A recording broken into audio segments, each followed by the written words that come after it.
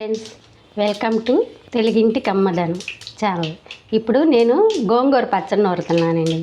ఇదిగోండి, కట్ట గోంగూర తీసుకున్నా, టమాటాలు, పచ్చిమిరకాయలు అనమాట. అదే నూనె కాగింది.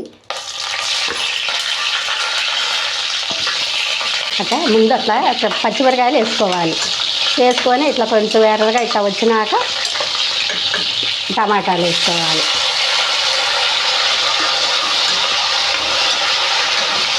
ఇది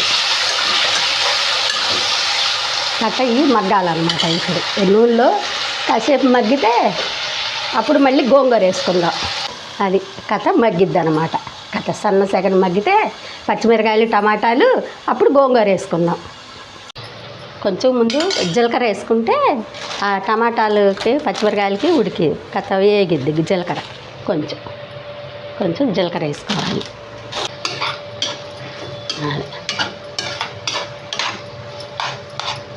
సరే, ఇట్లా చక్కగా మగ్గినాక ఇప్పుడు గోంగూర వేసుకోండి. గోంగూర ఊరికే ఉడికిపోయిద్దండి. అసలు పుల్ల గోంగూర కట్ట అనమాట ఇది.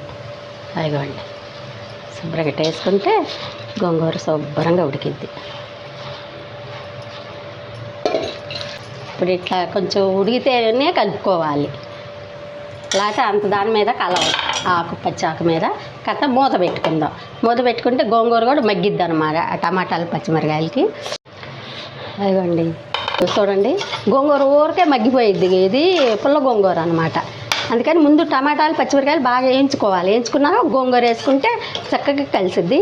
ఇప్పుడు ఇది ఎనుపుకుందాము. ఇట్లా పచ్చిమిరకాయలు అవన్నీ వేపుకుంటే చక్కగా రోట్లో నూరినట్టే గోంగూర ఎంతో టేస్ట్గా ఉంటుంది.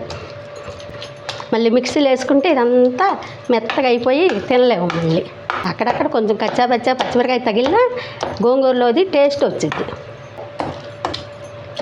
అనమాట. కొంచెం అట్లా పచ్చిమిరకాయ కొట్టుకుంటే కలిసిపోయిద్ది.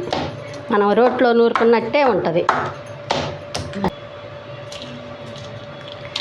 అది గోంగూరలోకి ఒక కళ్ళు ఎక్కువే పట్టిద్ది ఉప్పు.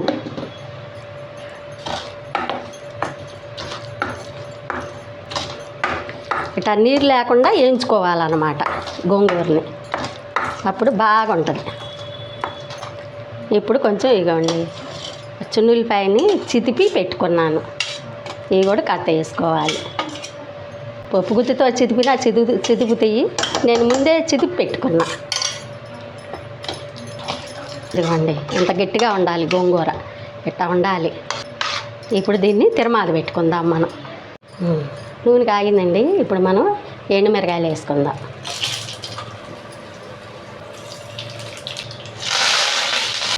ఇట్లా దోరగా వేయించుకొని ఇప్పుడు వేసుకోండి.